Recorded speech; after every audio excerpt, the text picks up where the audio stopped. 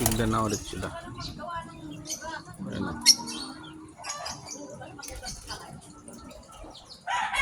Halos maputol yung mga paa nito, yung kinagat tong dalawang yun. Ito, kinagat. Halos maputol yung mga daliri. May naka-recover na.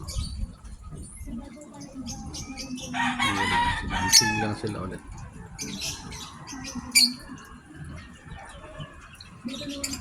Hindi pala pwede isama yung mga yan dito, papatayin nila, putulin mga paa.